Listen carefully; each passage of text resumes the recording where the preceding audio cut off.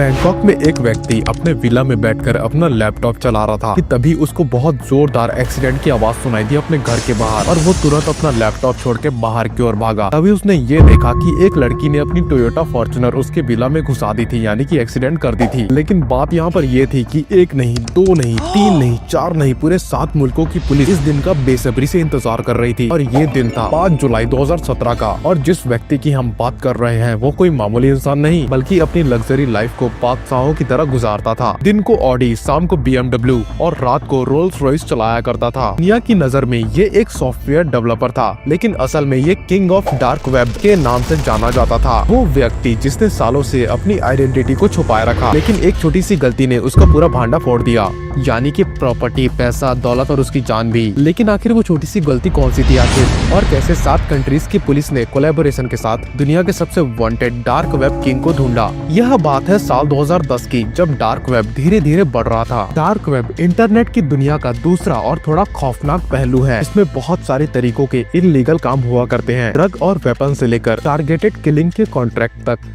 सारा का सारा काला कारोबार यहीं पर हुआ करता है। यहाँ पर ऐसे ऐसे काम हुआ करते हैं जिनके बारे में सोचकर आप हैरान रह जाओगे। लेकिन इन सारे के सारे कारनामों के पीछे एक खास रीजन है। दुनिया भर में इल्लीगल काम करने वाले लोग अपनी आइडेंटिटी को छुपाना चाहते हैं, जैसे कि हैकर, ताकि वो किसी भी देश की पुलिस की पकड़ में ना आ सके। और डार्क वेब के अंदर इनकी ये दिक्कत हमेशा के लिए खत्म होती नजर आ रही थी। जैसे कि नॉर्मल इंटरनेट का इस्तेमाल करने के लिए हम गूगल क्रोम का इस्तेमाल किया करते हैं, इसी तरह डार्क वेब के वेबसाइट्स को यूज करने के लिए कुछ बहुत ही ज्यादा स्पेशल ब्राउजर्स यूज किए जाते हैं, जो यूजर की आइडेंटिटी को बहुत सारे सर्वर्स के जरिए सिक्योरिटी देते हैं, यानी कि छुपा देते हैं। इनमें से एक का नाम मैं बताता हूँ। और ब्राउजर 2010 से पहले अगर देखा जाए तो डार्क वेब का इतना ज्यादा इस्तेमाल नहीं था, लेकिन इसके बाद क्रिप्टो करेंसी आने के बाद इल्लीगल ट्रेड्स की पेमेंट को ट्रांसफर करने का दिक्कत बहुत हद तक हल हो गया था, क्योंकि क्रिप्टो करेंसी को ट्रैक करना अथॉरिटीज के लिए थोड़ा सा इम्पॉसिबल हो जाता है। डार्क वेब के अंदर इल्लीगल ट्रेडिंग के सारे दिक्कत हल हो चुके थे, और यहाँ तक कि कॉन्ट्रैक्टर की आईडी भी बहुत हद तक सेफ थी, और यहाँ पर पेमेंट को ट्रांसफर करना बहुत ही ज्यादा सेफ हो चुका था। लेकिन यहाँ पर एक चीज की कमी थी, और वो कमी थी एक रेप्यूटेटेड प्लेटफॉर्म की, या फिर यूं कहे डार्क वेबसाइट। सबसे पहले सिल्क रोड नामक एक डार्क वेबसाइट बनी, जिसको इस काली दुनिया में बहुत ज्यादा कामयाबी मिल गई।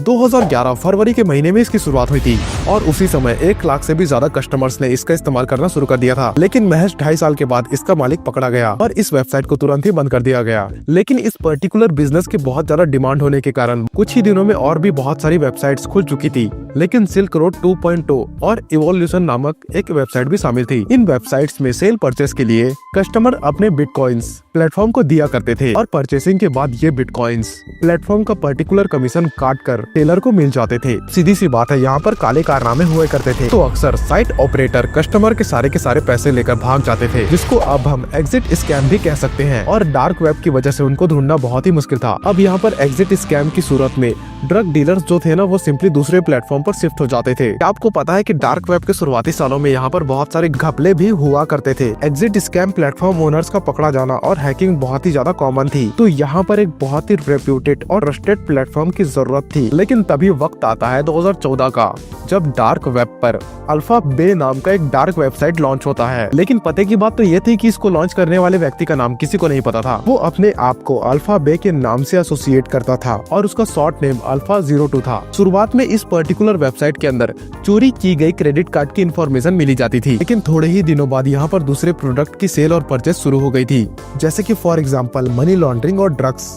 कुछ चीजें ऐसी थी जिनको अल्फा बे पर ट्रेड करने की परमिशन नहीं थी, चाइल्ड अब्यूज और चोरी किए गए रशियन बैंक अकाउंट की डिटेल्स। लेकिन ऐसा क्यों था कि अल्फा बे रशियन लॉ एनफोर्समेंट एजेंसी से पंगा नहीं लेना चाहता था, या फिर वो यूएस लॉ एनफोर्समेंट एजेंसीज को ये दिखाना चाहता था कि वो रशिया में बैठकर ये सब चीजें ऑपरेट कर रहा है, ऑफ कोर्स जहाँ पर यूएस का कोई भी होल्ड नहीं है। पहले ही साल यहाँ पर अल्फा बे ने डार्क वेब पर अपना पैर जमाना शुरू कर दिया था, यानी कि अपना पैर पसारना शुरू कर दिया था। एक ही साल के अंतर्गत 0.2 मिलियन कस्टमर्स और 40,000 से भी ज्यादा सेलर्स अपना ब्लैक बिजनेस सुकून से करने लगे। 2017 तक अल्फा बे में 3 लाख से भी ज्यादा आइटम्स लिस्ट हो चुके थे, और रोजाना करीबन $5 लाख से भी ज्यादा की सेल हो रही थी, जो कि असल में चौंकाने वाली बात थी। अल्फा बे यानी कि अल्फा 02, जिसके बारे में कोई नहीं जानता था उस वक्त, वो इन सभी सेल्स से महीने में $6 लाख से भी ज्यादा की कमाई करने लगा, और देखते ही देखते डार्क वेब की दुनिया का वो राजा बन गया। अल्फा बे डार्क वेब दुनिया की सबसे बड़ी मार्केट प्लेस बन चुकी थी एक समय पर, जिसने डीलर और कस्टमर के बीच अपना एक ट्रस्ट लेवल बना दिया था। इन सभी के बीच दुनिया भर की लॉ एनफोर्समेंट एजेंसी अल्फा बे यानी कि अल्फा 02 की पहचान जानने की कोशिश में लगा हुआ था, यानी कि माथापच्ची में लगा हुआ था, लेकिन उनको कुछ भी पता नहीं चल रहा था। अमेरिका के सभी इन्वेस्टिगेटर्स अल्फा बे के सर्वर्स की लोकेशन को जानना चाहते थे ताकि पूरी की पूरी डेटा सेंटर में रेड मार करके प्लेटफॉर्म को बंद कर दिया जा सके। और उनको ऐसा लग रहा था कि इस प्रोसेस के जरिए वो अल्फा बे तक भी पहुंच सकते हैं। उनको ऐसा लग रहा था, मे भी, अब मुझे नहीं पता उनका रास्ता कितना अच्छा होता है या नहीं होता, वो उनके ऊपर डिपेंड करता है। नॉर्मली किसी भी वेबसाइट की सर्वर लोकेशन वो इतना भी ज्यादा मुश्किल नहीं होता, लेकिन डार्क वेबसाइट जो सिर्फ टॉर ब्राउजर के जरिए ऑपरेट हो सकती है, जो दुनिया भर के रैंडम सर्वर्स के नीचे असली वेबसाइट्स की लोकेशन को छुपाकर और दबाकर रखता है। और यही वजह थी कि जितने भी अमेरिकन इन्वेस्टिगेटर्स थे उनका अल्फा 02 तक पहुंचना बहुत ही मुश्किल काम लग रहा था। अब इन्वेस्टिगेटर ने एक तरकीब निकाली। वो लोगों ने क्या किया कि वो अल्फा बे के वेबसाइट पर गए और वहाँ पर एक नॉर्मल कस्टमर या फिर ड्रग डीलर बनकर ड्रग की बेची और खरीदी करने लगे। उन्होंने ये अंदाजा लगाया था कि ड्रग डीलर कभी भी कोई गलती करेंगे तो हम उनको धर दबोचेंगे। लेकिन यहाँ पर एक ट्विस्ट था कि इसके जरिए वो ड्रग डीलर पकड़ा जाएगा, ना कि अल्फा बे। और उनको असली तलाश अल्फा बे की थी, ना कि उस डीलर की। अब अल्फा बे को अगर देखा जाए तो उसके अंदर सारे के सारे तरकीब उसको मालूम थे कि इस डार्क वेब में आखिर बचा कैसे जाए। और पिछले बीते कुछ सालों से उसने छोटी सी भी कोई गलती नहीं करी थी, जो गलतियां उन अथॉरिटीज को कोई भी इशारा दे सके, यानी कि एक छोटी सी मिस्टेक तक नहीं की थी उस लड़के ने। लेकिन 2017 में एक ट्विस्ट आता है। सारी की सारी एजेंसीज को अल्फा बे तक पहुंचने का एक सुराग मिलता है, यानी कि एक रास्ता मिल जाता है। DEA यानी कि ड्रग लॉ एनफोर्समेंट एजेंसी के डायरेक्टर यानी कि एक ऑफिसर जिनका नाम है रॉबर्ट मिलर, अल्फा बे के तलाश में यानी कि अल्फा 02 के तलाश में कंप्यूटर के सामने बैठे हुए थे। और तभी उनके इनबॉक्स में एक ईमेल आता है। इस ईमेल में अल्फा 02 के बारे में कुछ लिखा हुआ था और ईमेल भेजने वाला कोई अननोन आदमी था। अब सीधी सी बात है, सबको मालूम होगा कि किसी भी वेबसाइट में जब रजिस्टर किया जाए तो आपके पास एक वेलकम ईमेल आता है। और ऐसा ही एक वेलकम ईमेल इस शख्स के पास अल्फा बे के तरफ से आया था जब यह प्लेटफॉर्म 2014 में नया लॉन्च हुआ था। और उस पर्टिकुलर ईमेल का ईमेल एड्रेस ये था, स्क्रीन पे देख लो। हालांकि बाद में इस पर्टिकुलर गलती को, मिस्टेक को फिक्स कर दिया गया था, लेकिन टिप देने वाले ने इस ईमेल एड्रेस को सेव करके रख लिया था, जिसे उसने रॉबर्ट मिलर के साथ एक ईमेल में शेयर कर दिया। अब ईमेल करने वाला व्यक्ति कोई डीलर, कोई कस्टमर या फिर कोई और शख्स था, इससे कोई भी फर्क नहीं पड़ता, क्योंकि DEA और उनके ऑफिसर्स को अल्फा बे की सबसे पहली और सबसे इम्पोर्टेंट इन्फॉर्मेशन हाथ लग चुकी थी, जो उस समय उनके लिए एक बहुत बड़ी अचीवमेंट साबित हुई। इस पर्टिकुलर ईमेल एड्रेस को यूज करके बहुत सारे सोशल मीडिया वेबसाइट्स पर लॉगिन किया गया था। skyrock.com एक फ्रेंच सोशल मीडिया प्लेटफॉर्म था जिसमें इसी ईमेल एड्रेस के जरिए एलेक्स नाम से साइन अप किया गया था। और इस पर्टिकुलर प्लेटफॉर्म में इन्वेस्टिगेटर्स को 2008 और 2009 की एलेक्स की फोटो मिल गई, जो कि मे बी अल्फा 02 की ही थी। इसी ईमेल एड्रेस से एक डेटिंग प्रोफाइल भी लिंक्ड थी, जिसमें एलेक्स ने अपने होम टाउन का नाम भी लिखा हुआ था, आप खुद देख सकते हो स्क्रीन पे, जो कि पर्टिकुलरली देखा जाए तो कनाडा का एक शहर है। 2008 की इस पर्टिकुलर प्रोफाइल के मुताबिक वह उस समय 18 साल का था और शायद जो उसके ईमेल एड्रेस में 91 लिखा हुआ था वो उसका डेट ऑफ बर्थ हुआ करता होगा। और इसी ईमेल आईडी का इस्तेमाल करते हुए उसने 2008 में एक फ्रेंच टेक्नोलॉजी फोरम में भी साइन इन किया, यानी कि पोस्ट किया था, जिसमें उसका यूजर नेम अल्फा 02 लिखा गया था। लेकिन पोस्ट के आखिर में उसका असल नाम लिखा हुआ था, जो था अलेक्जेंडर केजर। इन्वेस्टिगेटर्स के पास उनका असल नाम आ चुका था, यानी कि अल्फा बे का असल नाम आ चुका था, लेकिन अल्फा बे का लोकेशन क्या है अभी तक मालूम नहीं चला था। और लिंक्डइन के एक वेबसाइट पर उसने अपने आप को अलेक्जेंडर केस के नाम से एक सॉफ्टवेयर डिजाइनर के तौर पर यानी कि लिस्ट किया हुआ था। लेकिन उसके करंट लोकेशन का सबसे बड़ा क्लू फेसबुक से मिला। इन्वेस्टिगेटर्स को फेसबुक पर थाईलैंड की एक लड़की की वेबसाइट मिली, जो कि अलेक्जेंड्री की मंगेतर मानी जाती है। सबको ऐसा लगा कि अलेक्जेंड्री थाईलैंड में ही रहता होगा, और इस क्लू की मदद से वो इन्वेस्टिगेटर्स बैंकॉक पहुंच गए। और थाईलैंड की अथॉरिटीज के साथ मिलकर उन्होंने यह मालूम कर लिया कि अलेक्जेंड्री ने बैंकॉक के अंदर कई सारी प्रॉपर्टीज को खरीद कर रखा है। ये वक्त उस पर ढाबा बोलने का नहीं, बल्कि चुपके से उसके ऊपर नजर रखने का था। उसका एक विला था जहाँ पर वो अपनी थाई बीवी के साथ रहा करता था, और दूसरा 3 मिलियन से भी ज्यादा का मेंशन बैंकॉक के बाहर था, जहाँ पर वो अपनी जिंदगी की सारी अयासियां किया करता था। पॉकेट में एक हॉलिडे होम अवेलेबल था उसका, और एक विला साइप्रस में भी अवेलेबल था। सारे के सारे इन्वेस्टिगेटर्स ने यानी कि एजेंट्स ने उसकी सारी की सारी हरकतों पर नजर रखना शुरू कर दिया था। वो पूरे बैंकॉक में अपनी लैम्बोर्गिनी से घूमा करता था, इस बात से बिल्कुल ही अनजान कि उसके ऊपर नजर रखी जा रही है। अपने डेली लाइफ में डार्क वेब का किंग एक नॉर्मल व्यक्ति था। वो सुबह जल्दी उठा करता और तकरीबन सारा का सारा अपना दिन घर में ही व्यतीत करता। और इन सभी के बीच अथॉरिटीज ने उसको अरेस्ट करने का एक पुख्ता प्लान बनाना चालू कर दिया। लेकिन यहाँ पर दिक्कत ये थी कि अगर उसको ऐसे ही अरेस्ट कर लिया गया तो कोर्ट में ये बिल्कुल भी साबित नहीं हो पाएगा कि यही शख्स अल्फा बे के नाम से अपना डार्क वेब पर अपना वेब बनाया हुआ है। इसीलिए इन्वेस्टिगेटर्स ये चाहते थे कि उसको रंगे हाथों पकड़ा जाए कैसे भी करके। अल्फा बे बेशक तरीके से डार्क वेब की सबसे बड़ी मार्केट प्लेस है, लेकिन क्या आपको पता है कि इसका भी एक बहुत बड़ा कॉम्पिटिटर था। यूरोप में हैंसा के नाम से एक डार्क वेबसाइट बहुत ही ज्यादा फेमस थी, जिसने यूरोपियन अथॉरिटीज के नाक पे दम करके रखा हुआ था। इस वक्त इन्वेस्टिगेटर्स अल्फा बे के मालिक अलेक्जेंड्री को गिरफ्तार करने का प्लान बना रहे थे। उसी वक्त यूरोपियन इन्वेस्टिगेटर्स को एक बहुत ही बड़ी कामयाबी मिली। उन्होंने हैंसा मार्केट की सर्वर लोकेशन का पता लगा लिया था, लेकिन किसी रीजन से वो अल्फा मार्केट के सर्वर को बंद नहीं करना चाहते थे, क्योंकि इन सब चीजों से उनको कोई भी फायदा नहीं पहुंचता, बल्कि इसके बजाय हैंसा मार्केट को दूसरे सर्वर पर चला दिया जाएगा। उन्होंने चुपके से उस सर्वर के डेटा को कॉपी कर लिया और एडविन की चैट को पढ़ने के बाद वो ये पता लगाने में कामयाब हो गए कि हैंसा मार्केट का मालिक जर्मनी में रहा करता है। यूरोपियन अथॉरिटीज ने जर्मन फेडरल क्रिमिनल पुलिस के साथ मिलकर हैंसा मार्केट के मालिक को गिरफ्तार करने की रणनीति की शुरुआत की। इसी दौरान अमेरिका के FBI ने यूरोपियन अथॉरिटीज को बताया कि वो अल्फा 02 को अरेस्ट करने के बाद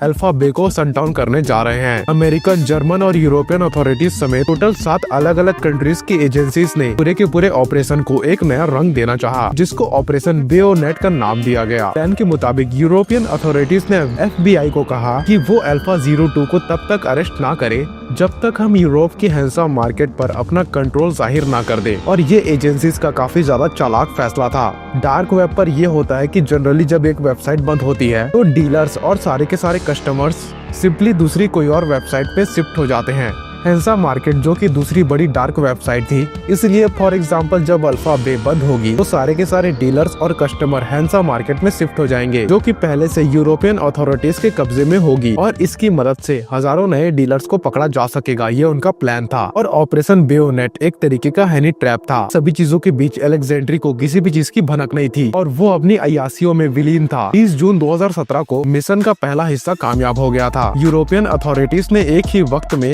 हैंसा मार्केट के डेटा सेंटर को नीदरलैंड्स में रेड कर दिया और उसी सेम वक्त में जर्मन अथॉरिटीज ने जर्मनी के शहर सिगिन और कोलोगेन उनके दोनों के मालिक को भी अरेस्ट कर लिया गया। लेकिन ये खबर कभी भी पब्लिक को बताई नहीं गई। हैंसा मार्केट अब पूरी तरीके से यूरोपियन अथॉरिटीज के कब्जे में थी, यानी कि कंट्रोल में थी। और इस पूरे के पूरे सिचुएशन के बारे में डार्क वेब में किसी को भी मालूम नहीं था। उधर बैंकॉक में मिशन का दूसरा पार्ट यानी कि अलेक्जेंड्री को अरेस्ट करने की तैयारी पूरी तरीके से जोरों शोरों पर थी। DEA, FBI और सारी की सारी थाई अथॉरिटीज ये चाहती थी कि अलेक्जेंड्री को रंगे हाथों पकड़ा जाए जब उसका लैपटॉप और उसका खुद का मोबाइल खुला हुआ हो, यानी कि ओपन हो, चालू हो। और इसी प्लान के मुताबिक एक टोयोटा फॉर्च्यूनर में अपनी एक एजेंट को बैठाकर उनको एक टास्क दिया गया कि वो अलेक्जेंड्री के घर में जाकर टूट-मुट का एक एक्सीडेंट कर दे, यानी कि अपनी गाड़ी लेकर वहाँ पर घुसा दे। इससे होगा यूं, जो अलेक्जेंड्री अंदर बैठा होगा वो झटपट बाहर आएगा और जब वो बाहर आएगा तो उसका लैपटॉप, उसका मोबाइल सब ऑन होगा, जिसकी हेल्प से वो पुलिस के हाथों रंगे हाथों लगेगा। और खुशी की बात तो ये थी कि प्लान के मुताबिक सब चला। 5 जुलाई 2017 की वो सुबह तब वह टोयोटा फॉर्च्यूनर अलेक्जेंड्री के घर से जाकर टकराई तो अलेक्जेंड्री खुला हुआ लैपटॉप छोड़कर बाहर आ गया दौड़ते हुए, और यहाँ तक कि उसके हाथों में उसका मोबाइल भी था जो कि अनलॉक था। और उसी सेम वक्त पर अर्जेंटली बहुत सारे ऑफिसर्स ने उसको घेर लिया और तुरंत ही उसको अरेस्ट कर लिया और अंदर जाकर उसके लैपटॉप पर भी कंट्रोल पा लिया, जिसमें खुशकिस्मती की ये बात थी कि अल्फा बे का कंट्रोल सेंटर खुला हुआ था। अलेक्जेंड्री क्रेसिस रंगे हाथों पकड़ा जा चुका था और लैपटॉप में छानबीन के बाद उसके सारे के सारे पासवर्ड्स को कॉपी कर लिया गया था। उसकी गाड़ियां, बहुत सारी लग्जरी गाड़ियां और प्रॉपर्टीज और क्रिप्टो करेंसी, सभी की सभी चीजों को जब्त कर लिया गया। लेकिन अलेक्जेंड्री कोर्ट में पेश होने से पहले ही मरने वाला था। अलेक्जेंड्री को अरेस्ट हुए अभी मात्र 1 हफ्ता यानी कि 7 दिन ही हुए थे कि कस्टडी में रहते रहते उसने खुद को पंखे से लटकाकर सुसाइड कर लिया। देखा दोस्तों आपने कि एक छोटी सी गलती कैसे डार्क वेब के किंग का पूरा सत्यानाश कर गई। उधर अल्फा बे को बंद करने के बाद जैसा सोचा गया था वैसे ही सारे के सारे डीलर और कस्टमर्स ने हैंसा मार्केट की ओर अपने कदम बढ़ाए, जो कि खुद अगर देखा जाए तो यूरोप के कंट्रोल में था। और इस पर्टिकुलर शिफ्टिंग के बाद हजारों नए डीलर्स को पकड़ा गया रंगे हाथों और उनको गिरफ्तार कर लिया गया और उसके बाद हैंसा मार्केट को भी शट डाउन कर दिया गया। इसी दिन यूएस जस्टिस डिपार्टमेंट ने ऑफिशियली इस पूरे के पूरे केस के बारे में एक प्रेस कॉन्फ्रेंस जारी की, जिसमें डार्क वेब के 2 बड़े प्लेटफॉर्म को बंद करने की खबर मीडिया तक पहुंचाई गई और मीडिया से पूरे देश में यानी कि पूरे वर्ल्ड में पहुंचाई गई। So at the end please subscribe our channel and please click that like button.